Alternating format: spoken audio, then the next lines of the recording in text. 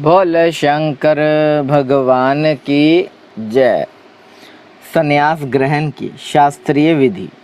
गणपति पूजन, होम, तत्व शुद्धि, सावित्री, प्रवेश, सर्व संन्यास और दंड धारण आदि का प्रकार। स्कंद कहते हैं वामदेव तदनंतरन मध्याह्न काल में स्नान करके साधक अपने मन को वश में रखते हुए गंध, पुष्प और अक्षत आदि पूजा द्रव्यों को ले आए और नेतृत्व कोण में भी देव पूजित विघ्नराज गणेश की पूजा करे। गणानन तवा इत्यादि मंत्र से विधि पूर्वक गणेश जी का आवाहन करे। आवाहन के पश्चात उनके स्वरूप का इस प्रकार ध्यान करना चाहिए। उनकी अंग कांति लाल है, शरीर विशाल है, सब प्रकार के आभूषण उनकी शोभा बढ़ा रहे हैं। उन्होंने अपने कर कमलों में क्रमशः पाश, अंकुश, अक्षमाला तथा वरमाला नामक मुद्राएं धारण कर रखी हैं। इस प्रकार आवाहन और ध्यान करने के पश्चात शंभु पुत्र गजानन की पूजा करके खीर, पुआ, नारियल और गुड़ आदि का उत्तम नैवेद्य निवेदन करे। तत्पश्चात तांबूल आदि दे उन्हें संतुष्ट करके नमस्कार करे और अपने अभिष्ट कार्य की निर्विघ्न पूर्ति के लिए प्रार्थना करे। तदनंतरन अपने गुहा सूत्र में बताई हुई विधि के अनुसार उपासनागिनी में आज्य भागन हवन करके अग्नि देवता संबंधी यज्ञ विषयक स्थाली पाक होम करना चाहिए। इसके बाद भूं स्वाहा इस मंत्र से पूर्णाहुति होम करके हवन का कार्य समाप्त करे। तत्पश्चात आलस्य रहित हो अपहार कालक तक गायत्री मंत्र का जप करता रहे। तदनंतरन स्नान करके सायंकाल की संध्या उपासना तथा सायंकालिक उपासना संबंधी नित्य होम आदि करके मौन हो गुरु की आज्ञा ले चरु पकाए। फिर अग्नि में समिधा, चरु और घी की रुद्र सूक्त से सगोजातादि 5 मंत्रों से पृथक पृथक आहुति दे। अग्नि में उमा सहित महेश्वर की भावना करे और गौरी देवी का चिंतन करते हुए गौरी में माय इस मंत्र से 108 बार होम करके अग्नय स्विष्ट करते स्वाहा इस मंत्र से 1 बार आहुति दे। इस प्रकार मंत्र से हवन करने के पश्चात विद्वान पुरुष अग्नि से उत्तर में एक आसन पर बैठे, जिसमें नीचे कुशा, उसके ऊपर मृग चमर और उसके ऊपर वस्त्र बिछा हुआ हो। ऐसे सुखद आसन पर बैठकर मौन भाव से सुस्थिर चित्त हो जागरण पूर्वक ब्रह्म मुहूर्त आने तक गायत्री का जप करता रहे। इसके बाद स्नान करे। जो जल से स्नान करने में असमर्थ हो वह भस्म से ही विधि पूर्वक स्नान करे। फिर उस अग्नि पर ही चरु पकाकर उसे घी से तर करे। उसे उतार कर अग्नि से उत्तर दिशा में कुश पर रखे। पुनः घी से चरु को मिश्रित करे। इसके बाद वाहित मंत्र, रुद्र सूतक तथा सगोजातादि 5 मंत्रों का जप करे और इसके द्वारा एक एक आहुति भी दे। चित्त को भगवान शिव के चरणाविंद में लगाकर प्रजापति इंद्र, विश्वदेव और ब्रह्मा के लिए भी एक एक आहुति दे। इन सब के नाम के आदि में ओम और अंत में नमः स्वाहा जोड़कर चतुर्थ यंत्र उच्चारण करें, यथा ओम प्रजापतये नमः स्वाहा इत्यादि। तत्पश्चात पुण्याय वाचन कराकर अग्नये स्वाहा इस मंत्र से अग्नि के मुख में आहुति देने तक का कार्य संपन्न करें। फिर प्राणायाम स्वाहा इत्यादि 5 मंत्रों द्वारा घृत सहित चरु की आहुति दें। इसके बाद अग्नय स्विष्ट करते स्वाहा बोलकर एक आहुति और दें। तदनंतरन फिर रुद्र सूतक तथा ईशान आदि 5 मंत्रों का जप करें। महेश आदि चतुर्व्यूह मंत्रों का भी पाठ करें। इस प्रकार तंत्र होम करके अपनी गुहा शाखा में बताई हुई पद्धति के अनुसार उन देवताओं के उद्देश्य से बुद्धिमान पुरुष सांग होम करे। इस तरह जो अग्निमुख आदि कर्म तंत्र को पवित्रित किया गया है उसका निर्वाह करके विरजा होम करे। 26 तत्व रूप इस शरीर में छिपे हुए तत्व समुदाय की शुद्धि के लिए विरजा होम करना चाहिए। उस समय यह कहें कि मेरे शरीर में जो ये तत्व है इन सब की शुद्धि हो। उस प्रसंग में आत्म तत्व की शुद्धि के लिए आरुण केतुक मंत्रों का पाठ करते हुए पृथ्वी आदि तत्व से लेकर पुरुष तत्व पर्यंत क्रमशः सभी तत्वों की शुद्धि के निमित्त घृत युक्त चरु का होम करे तथा शिव के चरणाबिंदों का चिंतन करते हुए मौन रहे। पृथ्वी, जल, तेज, वायु और आकाश ये पृथ्वी व्याधि पंचक कहलाते हैं। शब्द, स्पर्श, रूप, रस और गंध ये शब्दादि पंचक कहलाते हैं। वाक्य, पाणि, पाद्य, पायु तथा उपस्थ ये वागादि पंचक हैं। श्रोत, नेत्र, नासिका, रसना और त्वचा ये श्रोत्रादि पंचक हैं। शीर, पार्श्व, पृष्ठ और उदर ये 4 हैं। इन्हीं में जंघा को भी जोड़ ले। फिर त्वक आदि 7 धातुएं हैं। प्राण, अपान आदि 5 वायु को प्राणादि पंचक कहा गया है। अन्नमय आदि 5 कोशों को कोश पंचक कहते हैं। उनके नाम इस प्रकार हैं: अन्नमय, प्राणमय, मनोमय, विज्ञानमय और आनंदमय। इनके सिवा मन, चित्त, बुद्धि, अहंकार, ख्याति, संकल्प, गुण, प्रकृति और पुरुष हैं। भोक्तापन को प्राप्त हुए पुरुष के लिए भोग काल में जो 5 अंतरंग साधन हैं उन्हें तत्व पंचक कहा गया है। उनके नाम ये हैं: नियति, काल, राग, विद्या और कला। ये 5 माया से उत्पन्न हैं। मायाम तु प्रकृति विद्यात्ते। इस श्रुति में प्रकृति ही माया कही गई है। उसी से ये तत्व उत्पन्न हुए हैं, इसमें संशय नहीं है। काल का स्वभाव ही नियति है, ऐसा श्रुति का कथन है। ये नियति आदि जो 5 तत्व हैं इन्हीं को पंचकुंचक कहते हैं।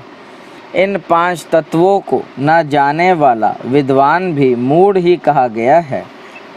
नियति प्रकृति से नीचे है और यह पुरुष प्रकृति से ऊपर। जैसे कौवे की एक ही आँख उसके दोनों गोलकों में घूमती रहती है, उसी प्रकार पुरुष प्रकृति और नियति दोनों के आसपास रहता है। यह विद्या तत्व कहा गया है। शुद्ध विद्या, महेश्वर, सदाशिव, शक्ति और शिव, इन 5 को शिव तत्व कहते हैं। ब्राह्मण प्रज्ञानाम ब्रह्मा इस श्रुति के वाक्य से यह शिव तत्व ही प्रतिपादित हुआ है। मुनीश्वर, पृथ्वी से लेकर शिव पर्यंत जो तत्व समूह हैं उसमें से प्रत्येक को क्रमशः अपने अपने कारण में लीन करते हुए उसकी शुद्धि करो। पृथ्वी व्याधि पंचक, शब्दादि पंचक, वागादि पंचक, श्रोतादि पंचक, शिरादि पंचक, त्वगादि धातु सप्तक, प्राण द्वीप पंचक, अन्नमयादि कोश पंचक, मन आदि पुरुषांत तत्व, नित्यादि तत्व पंचक अथवा पंचक च्युयंक और शिव तत्व पंचक, ये 11 वर्ग हैं। इन 11 वर्ग संबंधी मंत्रों के अंत में परसेम शिव ज्योतिष्य इदम न मम इस वाक्य का उच्चारण करें। इसके द्वारा अपने उद्देश्य का त्याग बताया गया है। इसके बाद विविध्या तथा कोशक तक संबंधी मंत्रों के अंत में अर्थात विविध्याएं स्वाहा, कर्षोत्काय स्वाहा, इनके अंत में सब तत्व त्याग के लिए व्यापकाय परमात्मा ने शिव ज्योतिष्य विश्वभूत घनसोन्तुकसुकाय परसमे द्वाहा देवाय इदम न मम इसका उच्चारण करें। तत्पश्चात उत्तिष्ठ ब्राह्मणस्पते देव यतन स्वतःमहे उपप्रयन्तु मरतम सुदानव इंद्र पार्शुभव स चा।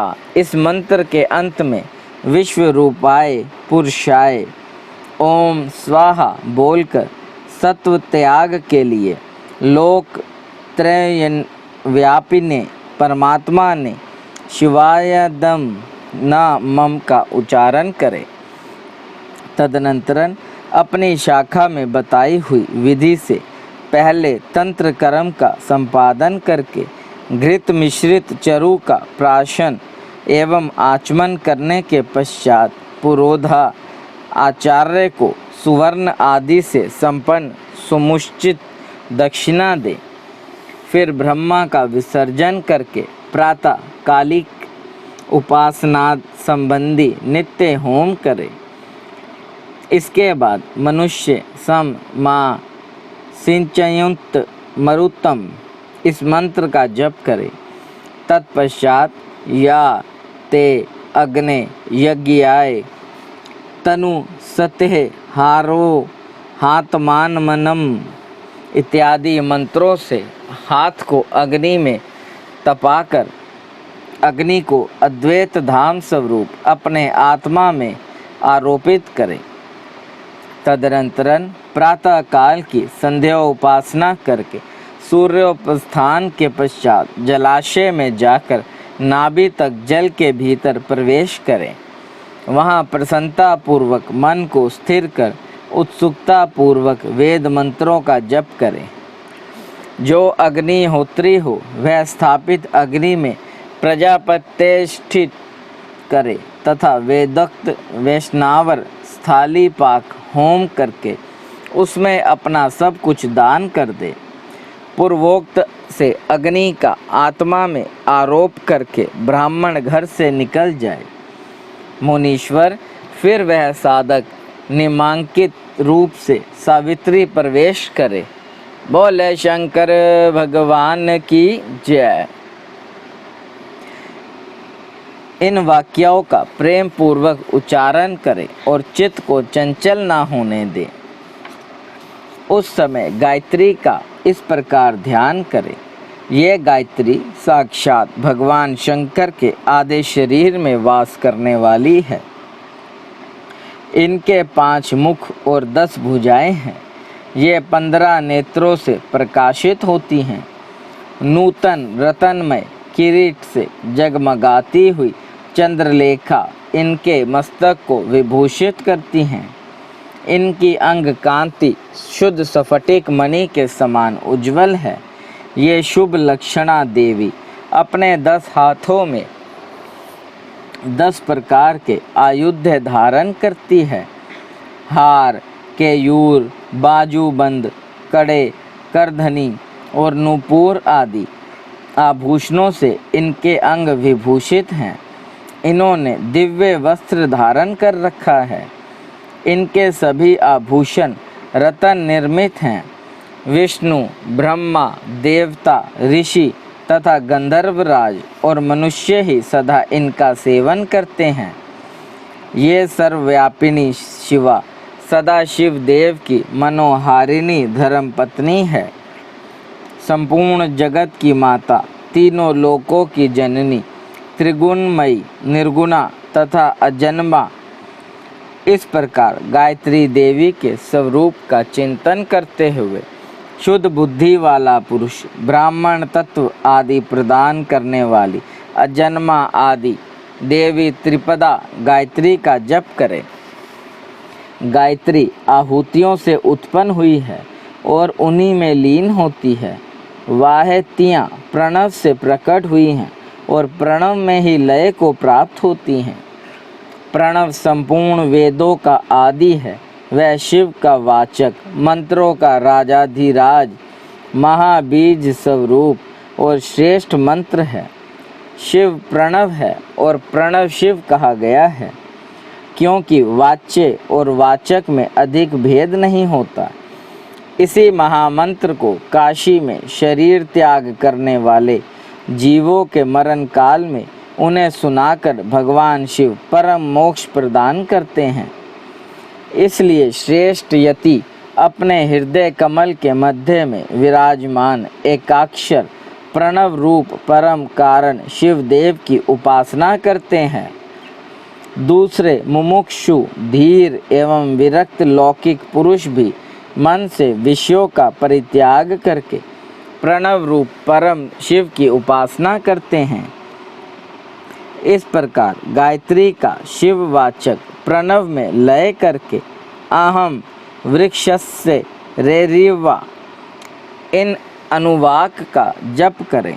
तत्पश्चात यश चंद सामृक्षम तैत्तिरीय इस अनुवाक को आरंभ से लेकर श्रुतम में गोपाय तक पढ़कर कहें।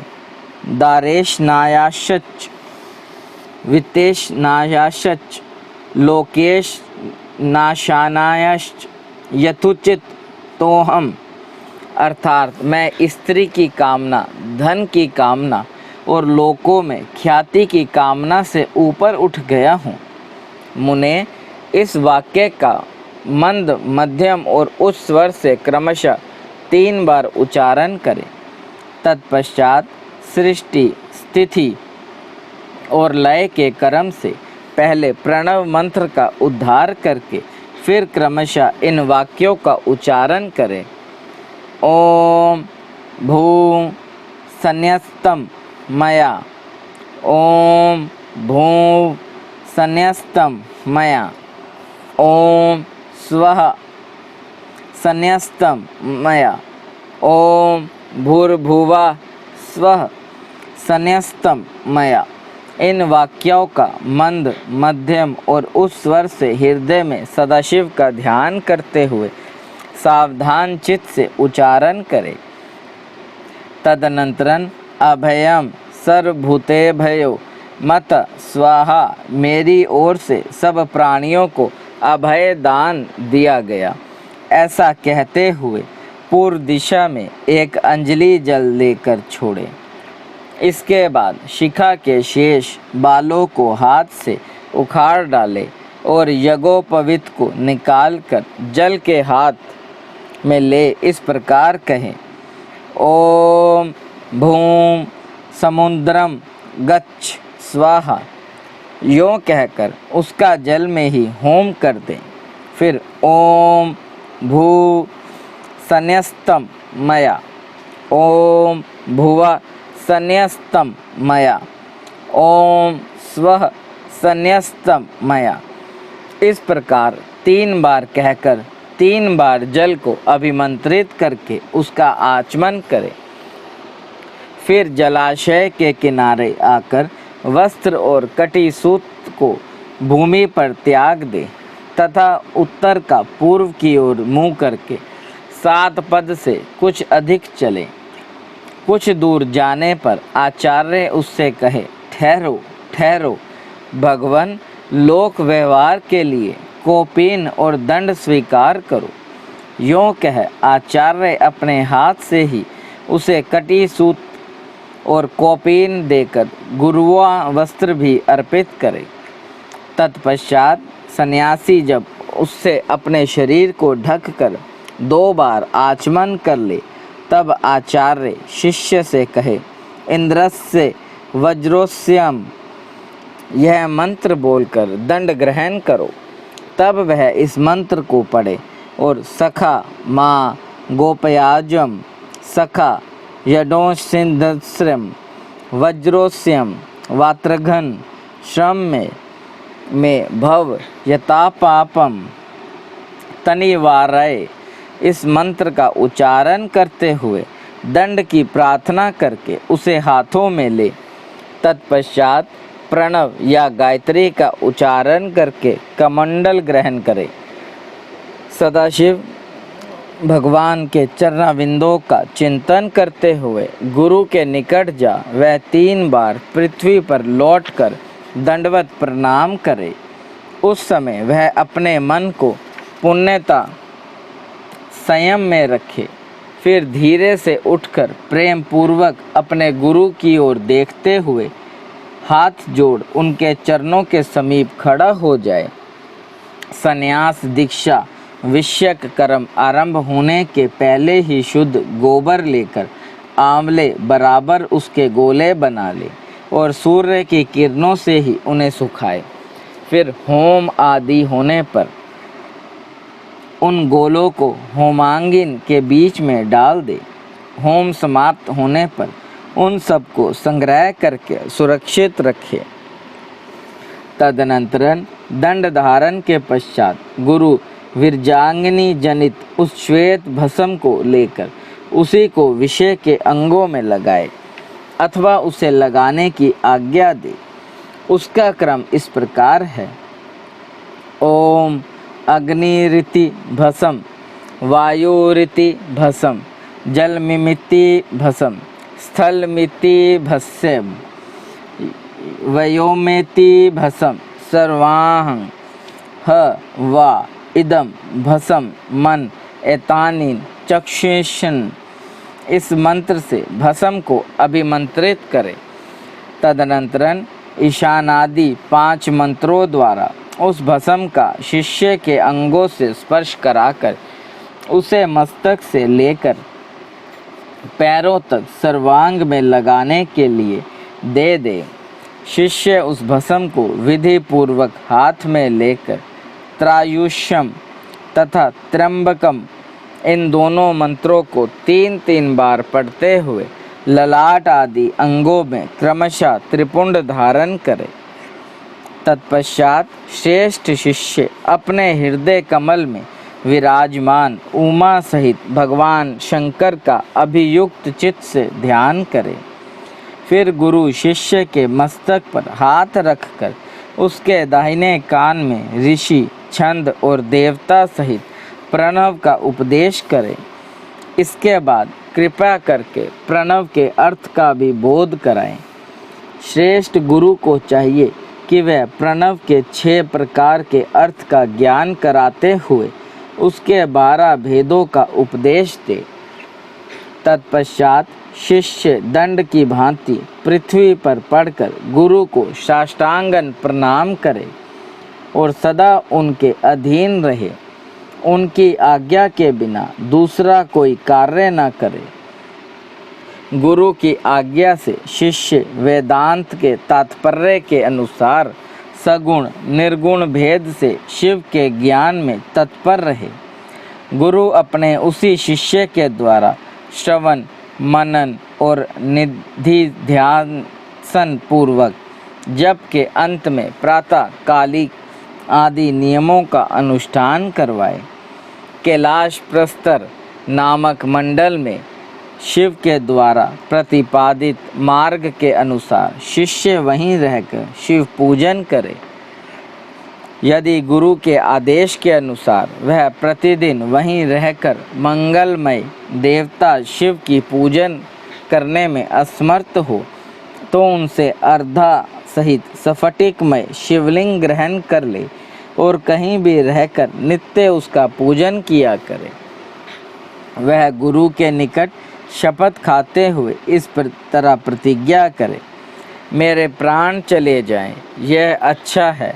मेरा सिर काट लिया जाए, यह भी अच्छा है। परंतु मैं भगवान त्रिलोचन की पूजा किए बिना कदापि भोजन नहीं कर सकता। ऐसा कहकर सुदृढ़ चित्त वाला शिष्य मन में शिव की भक्ति लिए गुरु के निकट 3 बार शपथ खाए और तभी से मन में उत्साह रखकर उत्तम भक्ति भाव से पंचावरण पूजन की पद्धति के अनुसार प्रतिदिन महादेव जी की पूजा करे। बोले शंकर भगवान की जय। देव देव महादेव करुणा निधान भक्त वत्सल्य शिव शंकर भोलेनाथ प्रसन्न होइए त्रिलोकीनाथ, सदैव अपने चरणाविंदों में लगाए रखे, सद्बुद्धि प्रदान करे, सृष्टि के कर्ता धर्ता संहार हरता, आपसे ही जीवन आपसे ही मरण महादेव, बच्चा पुलनहार तुसी बख्शनहार त्रिलोकीनाथ, सदैव अपनी कृपा दृष्टि बनाए रखे। हर हर महादेव। शंकर जिनका नाम है, कैलाश जिनका धाम है, मेरे भोले बाबा को मेरा बारंबार प्रणाम है। हर हर महादेव शंभु, काशी विश्वनाथ गंगे, हर हर महादेव शंभु, काशी विश्वनाथ गंगे। शंकर जिनका नाम है, कैलाश जिनका धाम है, मेरे भोले बाबा को मेरा बारंबार प्रणाम है। हर हर महादेव शंभु, काशी विश्वनाथ गंगे, हर हर महादेव शंभु, काशी विश्वनाथ गंगे। ओम नमः शिवाय।